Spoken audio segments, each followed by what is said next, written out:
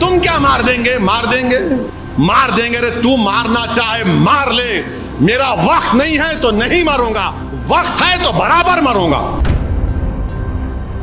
اور میں ان شیطانی طاقتوں سے کہہ رہا ہوں جو بولے مار دیں گے، ایک بات یاد رکھو، میں کوئی مرغی کا بچہ نہیں ہوں۔ ایک بات یاد رکھو، مرغی کا بچہ نہیں ہوں۔ بات کے حالات تم جانو، پھر میں اتنا آسانی سے جانے والا نہیں ہوں، پیٹھ نہیں دکھاؤں گا انشاءاللہ تعالی۔ تم کیا، تمہارے باپ بھی آ جائیں گے تو سامنے ٹھہروں گا میں انشاءاللہ تعالی۔ تم زہر دے کے مارے انہوں شہید ہو گئے، تم 2 فیٹ کے سے گولی مارے وہ شہید ہو گئے۔ اور شہید تو قرآن میں اللہ بول رہا ہے ان کو مردہ مت کہو، تم جب مرو گے تم مردہ رہو گے انشاءاللہ۔ پس مردن فرشتوں نے جو تلاشی لی تو کیا نکلا؟ فقط ایک دل کے گوشے سے خیال مصطفیٰ نکلا۔ تمہاری نسلیں فنا ہو جائیں گے، ہم فنا نہیں ہوں گے، ہم ایک گھر سے دوسرے گھر کو منتقل ہوتے۔ میری زندگی کا مقصد تیری دین کی سرفرازی، میں اسی لیے مسلمان، میں اسی لیے نمازی۔ میں اتر پردیش گیا، مختار انصاری کے گھر کو گیا، تو اس کے بعد سے سوشل میڈیا پر یہ تمام کے تمام بانکڑے پہلوان شروع ہو گئے، تیرے کو مار دیں گے پورے کے پورے۔ ارے بھائی، میں اخلاق کے گھر کو بھی گیا تھا، میں جنید اور نصیر کے گھر کو بھی گیا تھا جن کو زندہ جلا دیا گیا گھاٹ میکا کے۔ میں ان لوگوں سے کہنا چاہ رہا ہوں جو مجھے دھمکیاں دے رہے ہیں، ایک بات یاد رکھو، میں جس دین پر چلتا ہوں نا، میں ان سے مخاطب ہوں۔ میں جس دین پر چلتا ہوں نا، میرے کو یہ دین ایسا چمن میں چل کے نہیں ملا، میرے کو یہ دین میرے کو بادشاہ کے محلوں سے نہیں ملا، میرے کو یہ دین مجھے نرم نرم قالین سے چل کر نہیں ملا، میرے کو یہ دین مجھے ملا تو بدر اور حنین سے ملا، یہ دین مجھے ملا تو احد سے ملا، یہ دین اگر مجھے ملا تو کربلا سے ملا۔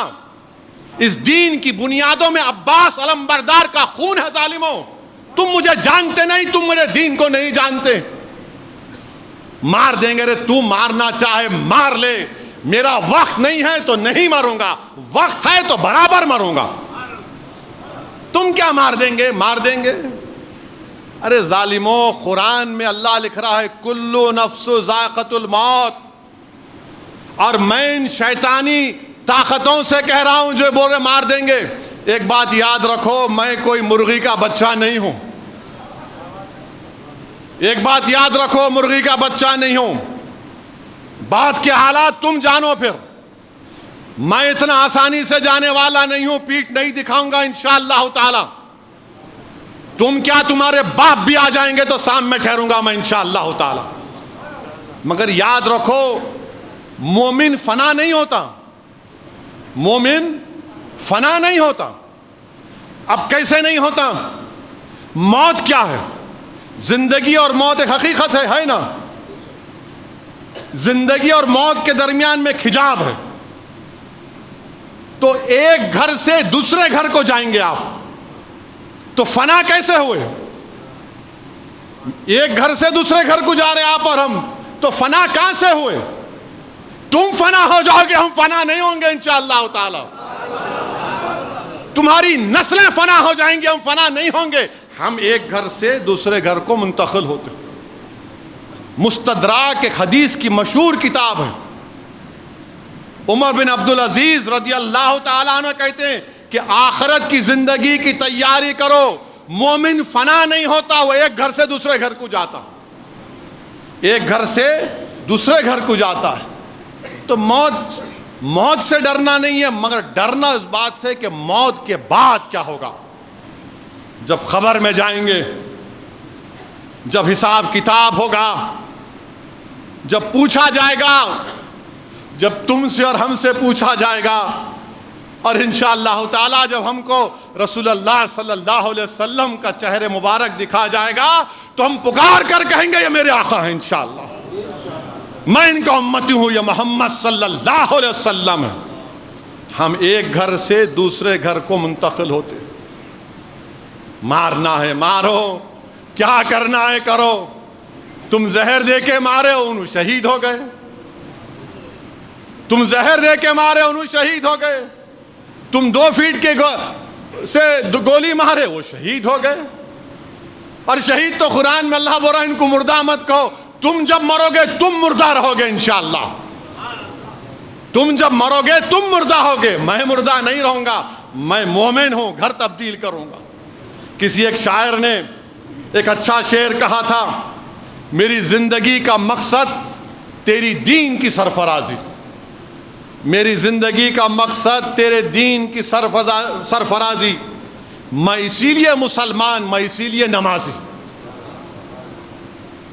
میری زندگی کا مقصد تیری دین کی سرفرازی، میں اسی لیے مسلمان، میں اسی لیے نمازی۔ کسی ایک عاشق رسول نے بڑا اچھا کہا موت خبر کے بارے میں، کفن کے بارے میں۔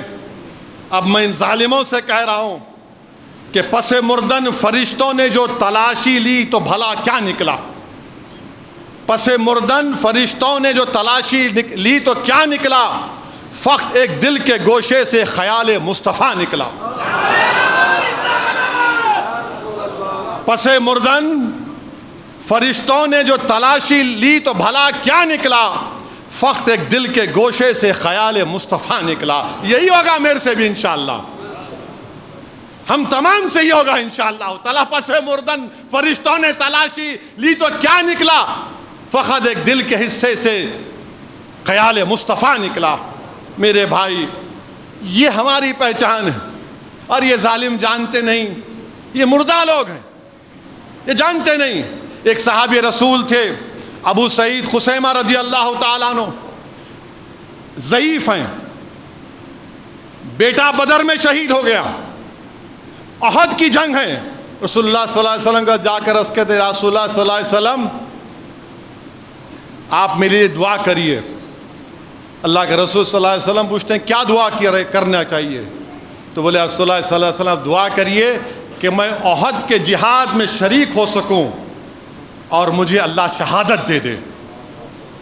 اور بولتے ہیں کہ جب جنگ بدر ہو رہی تھی تو میرے اور بیٹے میں یہ بحث ہوئی کہ میں جاؤں گا، تو ہم دونوں نے ڈرا کیا، خورا کیا، بیٹے کا نام اٹھا، بیٹا شہید ہو گیا الحمدللہ۔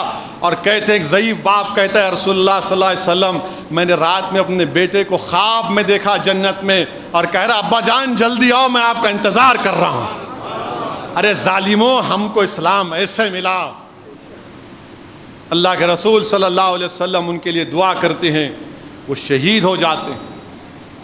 حضرت انس رضی اللہ تعالیٰ عنہ احد کی جنگ میں ایک اور واقعہ کہ ایک صحابی رسول آ کر رسول اللہ صلی اللہ علیہ وسلم عرض کرتے ہیں یا رسول اللہ صلی اللہ علیہ وسلم میری صورت اچھی نہیں ہے، میرے وجود سے تھوڑا بدبو آتی، کیا اگر میں کل شہید ہو جاؤں تو اللہ کیا دے گا مجھے؟